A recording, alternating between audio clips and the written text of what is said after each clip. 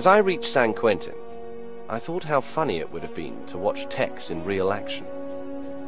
Would he have bounced his tail skid on one of the bridge towers, or would he have swan dived into the drink?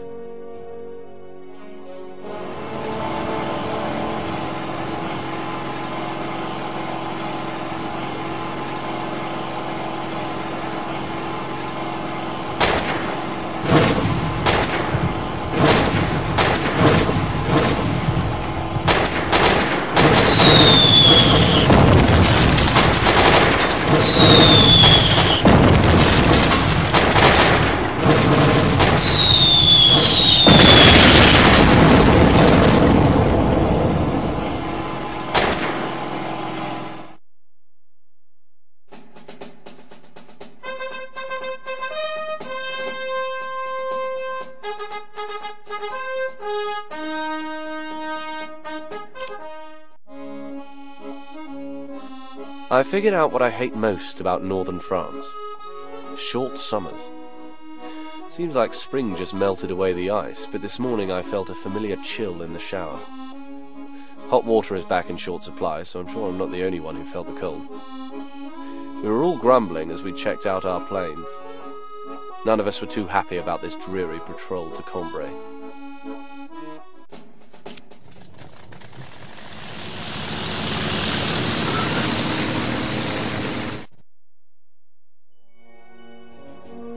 With moisture freezing on my upper lip, I looked to the three flying at my side to make sure they saw what I saw. Down below us, an Albatros D2 and a Fokker E3 were rearing for a scrap.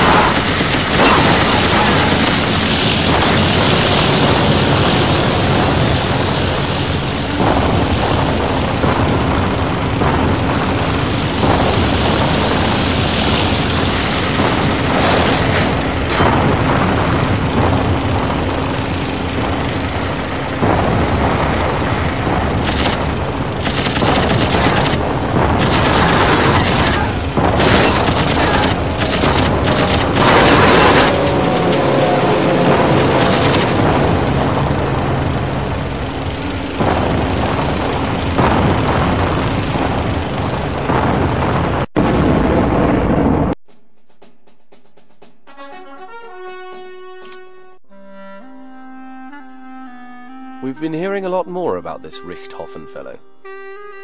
Belka must have trained him well, as he's been on a Brit-killing frenzy all month. Farah is offering a week of leave in exchange for Richthofen's flight gear. I think we're all overreacting. He's just some lucky flyer on a hot streak. Probably won't see him today, as I'm off to bomb a train at All Noir. But I would like a shot at that leave time.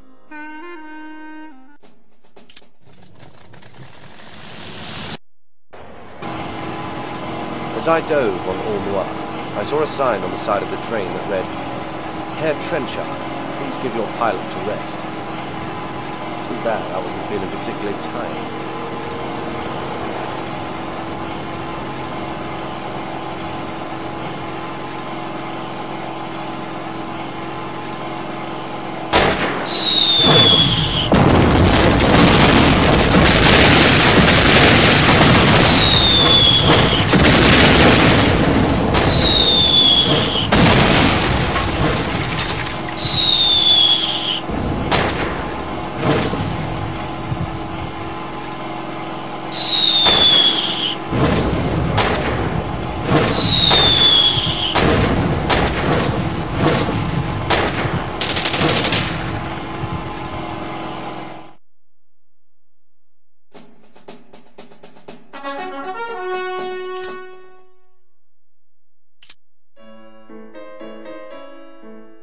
Can't help but feel grief for the recent German loss.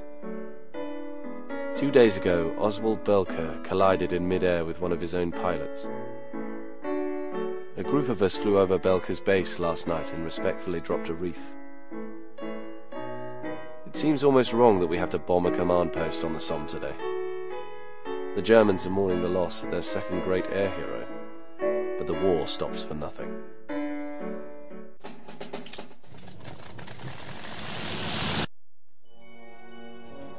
Saluting one of our own fallen, I flew quietly alone over a host of memorial services before heading back to the front.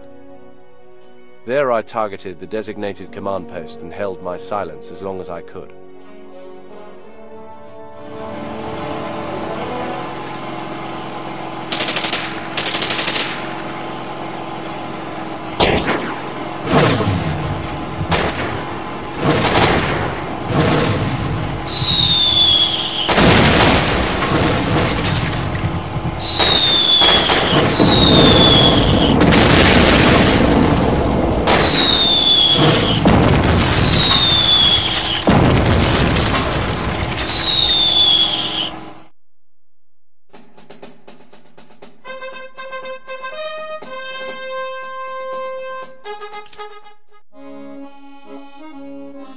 The dark months of autumn grow darker. Though the RFC won't release any figures about the losses on the Somme, I noticed a stray document on Farah's desk that says we've lost 800 machines to the Germans' 359, with 252 of our pilots in the ground for Germany's 43. Our three-man patrol today at Cambrai will again bring us to face Belka's legacy, the cubs of his Jagster film.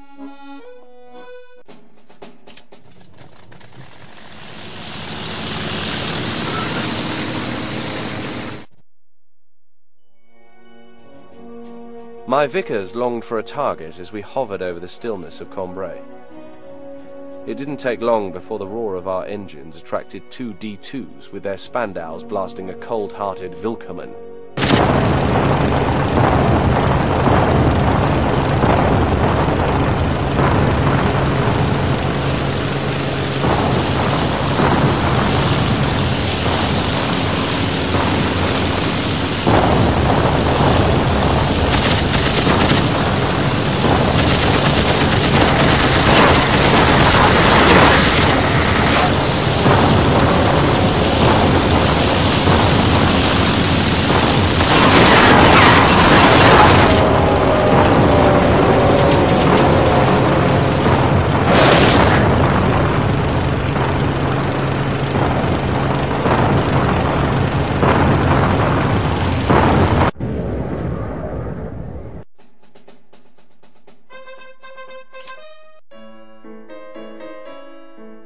Now we're bewildered.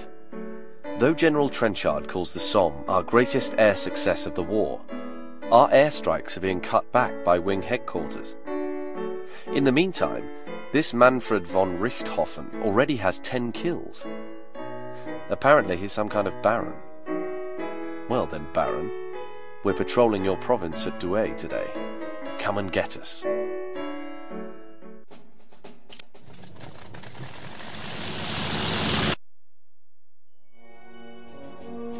The three of us caught a pair of Fokkers off guard and began to close on their tails. Though we had the advantage, we'd surprised them fair and square, so Farah couldn't say anything about our lack of chivalry.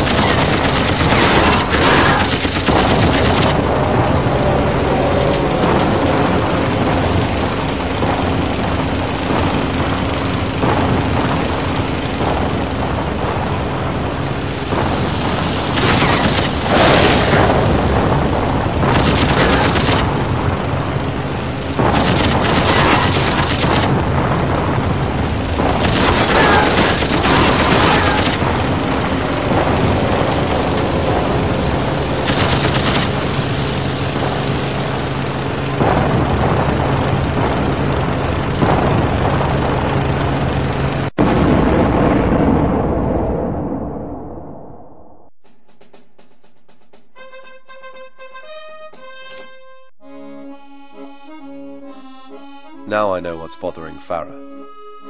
He's angry because he hasn't been awarded the Victoria Cross. If one of us had taken out Immelman or Belka, he'd have made it. Now he needs a new target. I wonder if Richthofen counts. 4-plane escort taking a reconnaissance flight to the Somme this morning. My bet is that the photographs are going to be costly.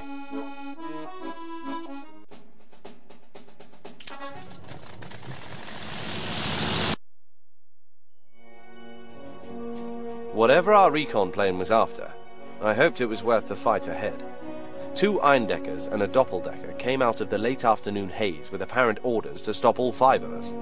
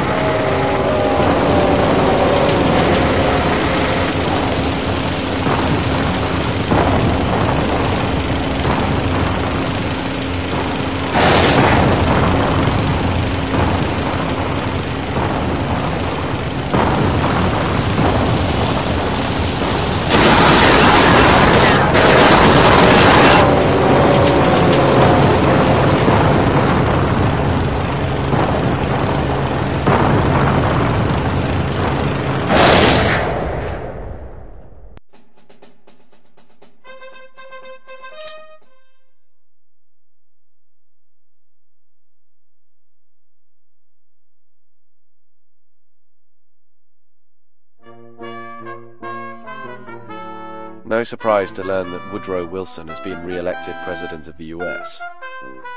What a strange campaign he ran with that slogan. He kept us out of war. We need America here.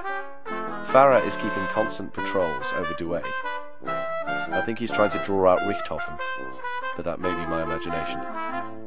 All 4 of us on the noon patrol want to see what this Baron looks like.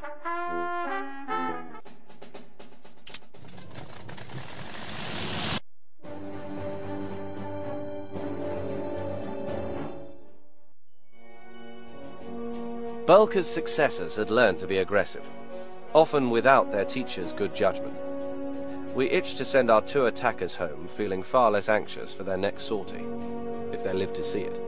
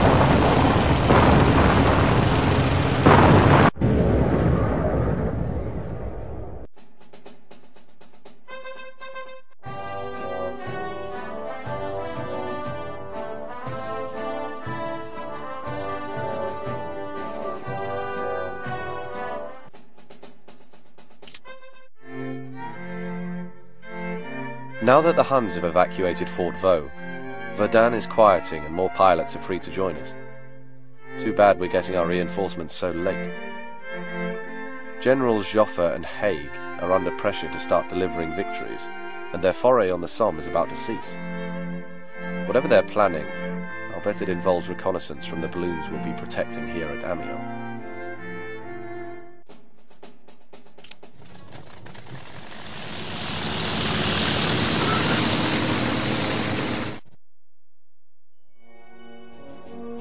We felt a special dedication keeping watch over our balloon, like anxious parents guarding our back garden from the local thugs. While we saw no bullying aircraft, we were sure they'd come.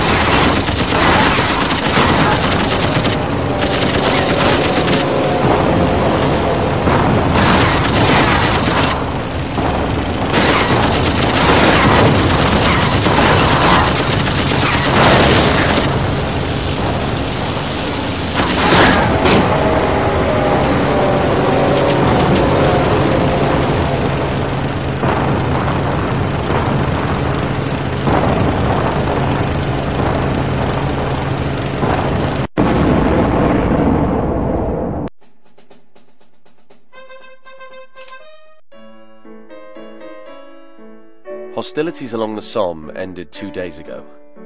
We're now left wondering who will strike next. The whole notion of honor is becoming harder to understand as tensions around here increase. Confusion abounds. Today's patrol to Douai will be no different.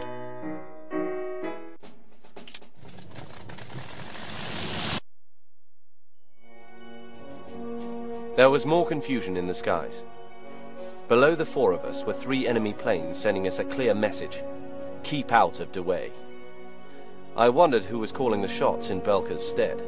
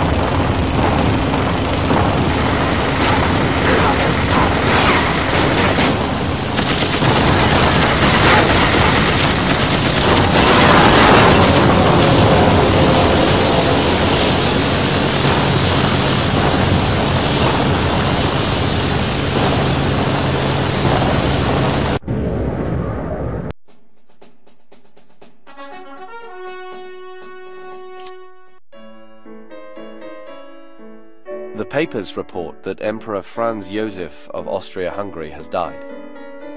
He is to be succeeded by Charles I. We generally don't see as many Austrian or Hungarian pilots as we do Germans, but we have strafed their fine ground troops on occasion. Today we'll be puncturing a couple of their balloons posted over Lille.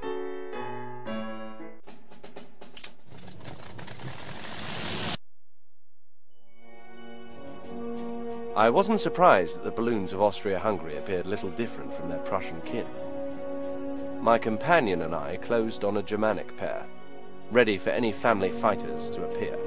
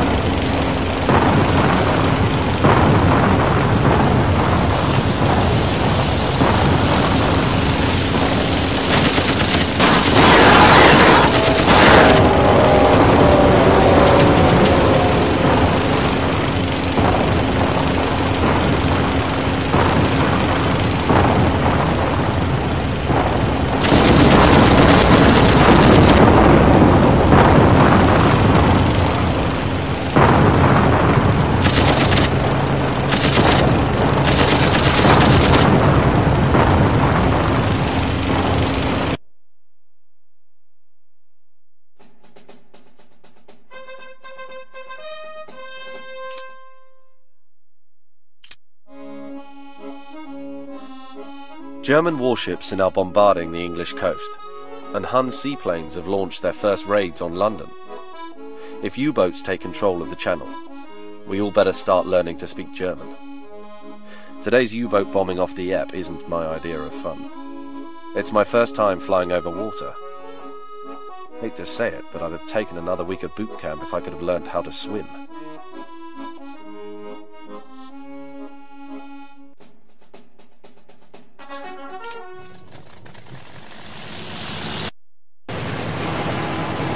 At last I came upon two cruisers, escorted by a pair. As they opened fire, I maneuvered to drop hundreds of pounds of explosions on their wings.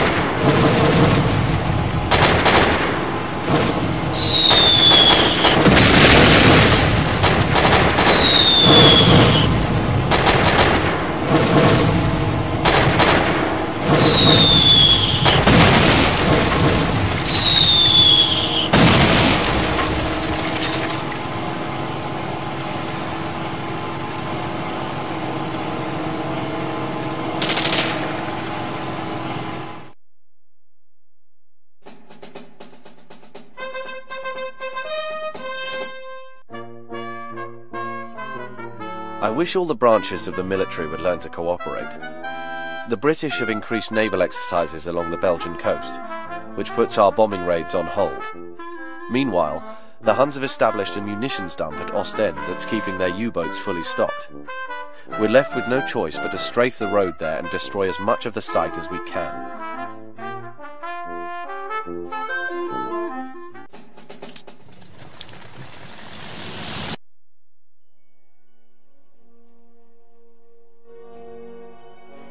The lush Belgian shoreline proved an odd backdrop for tearing up a road. I rechecked my trusty ammo drums, wondering if the Germans ever thought this whole thing was a bad mistake.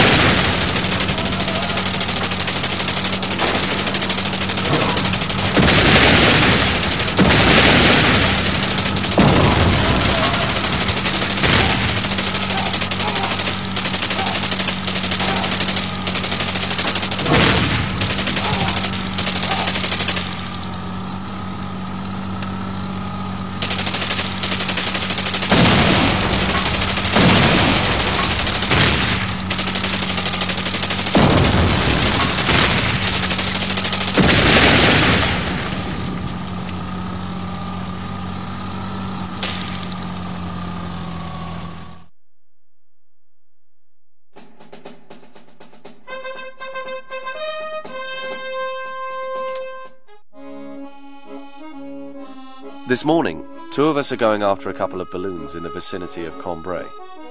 This comes as a surprise because Farah's informant reports that a renegade Yasta is based in the hills east of Hirsen. They're led by a bloodthirsty ace who is simply known as Der Rittmeister.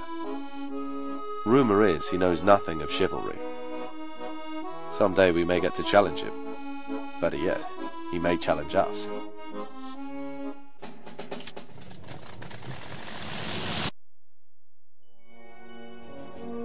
Not only did we find the balloons as planned, we caught their 2 albatross escorts with their trousers down.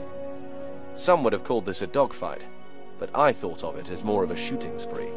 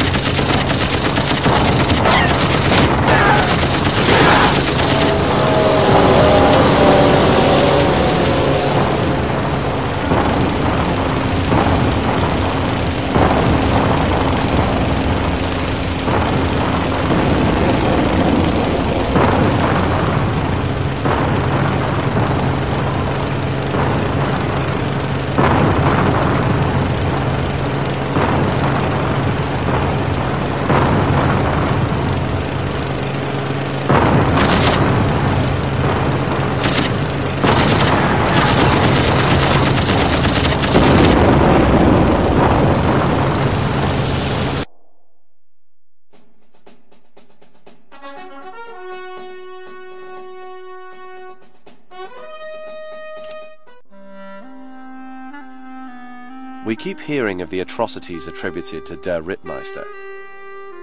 Our fellow pilots from Aberville recently saw his biplane pelting one of our Red Cross units. Reconnaissance has yet to pinpoint his aerodrome, though the rogue has put out the word he'll show no mercy to anyone who opposes him. Soon we'll have our day with his Yasta. Perhaps today, as 3 of us are on our way to patrol Heersen.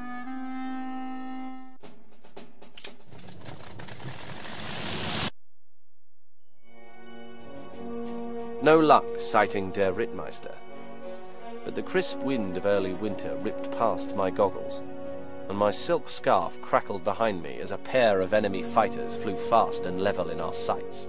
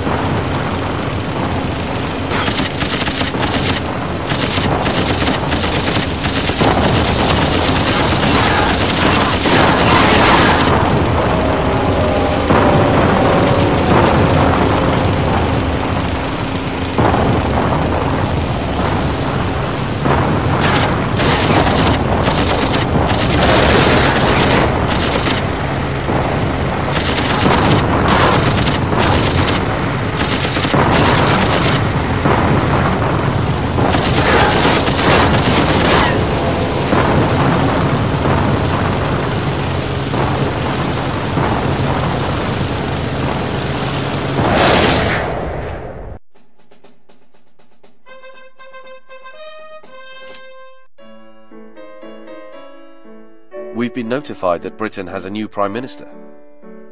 public outcry over British failures in battle has brought the fall of Sir Herbert Asquith. King George was left with no choice but to ask David Lloyd George to form a new government.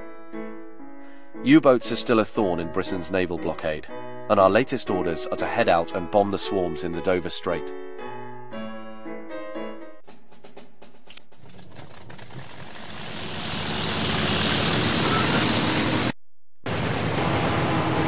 I don't think HQ knew how difficult it was to find these contraptions from way up high. Continually looking out over both my left and right wings, I felt like a starved gull seeking my prey in the endless pool.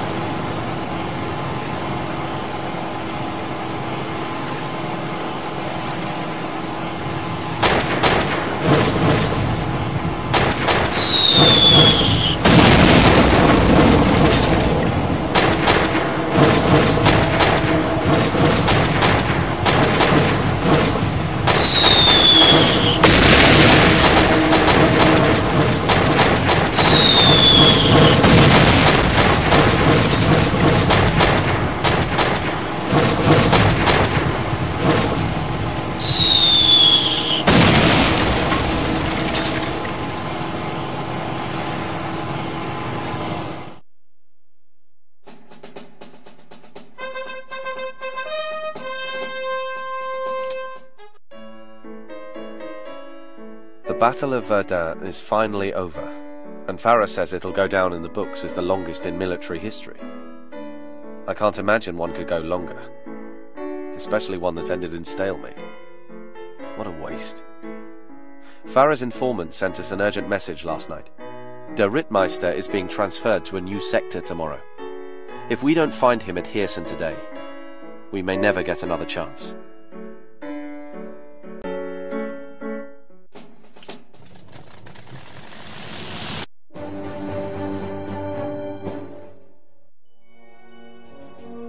Coming upon a D2 flanked by 3 monos, the 4 of us knew we'd found Der Rittmeister. The cocky flight leader never let fellow pilots fly machines equal to his own, though this time he'd chiseled his own gravestone.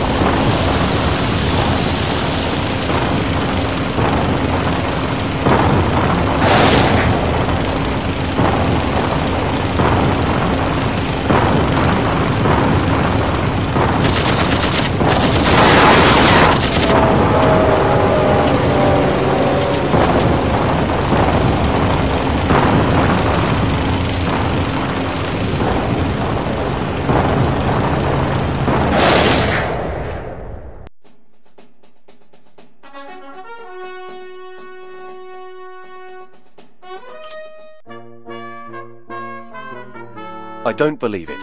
Christmas Day, and Farah's informant reported not 10 minutes ago that the Huns plan to bomb our base at Ypres. Farah is dispatching 4 of us to intercept the Gothas and make sure no bombs are dropped down our chimney. If they want to attack on Christmas, we'll send them back to their Tannenbaums faster than the RFC choir can sing a flat chorus of Silent Night.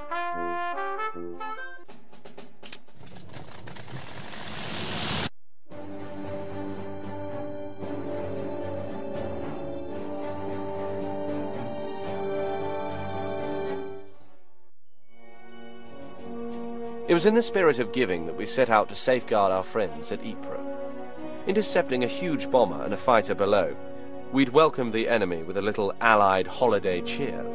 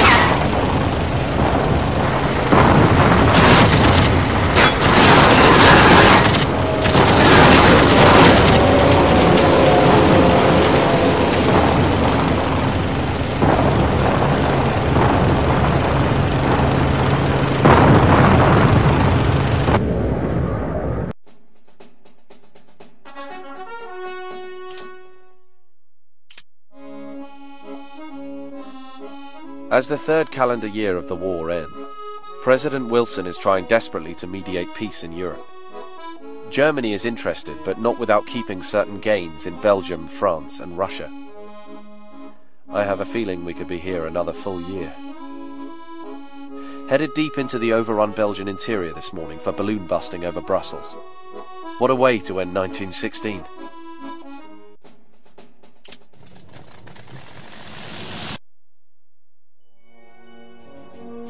The conquered capital city cried out for liberation, as my wingman and I spied a solo balloon floating miserably above it. The 3 Hun planes on patrol below weren't offering any solace.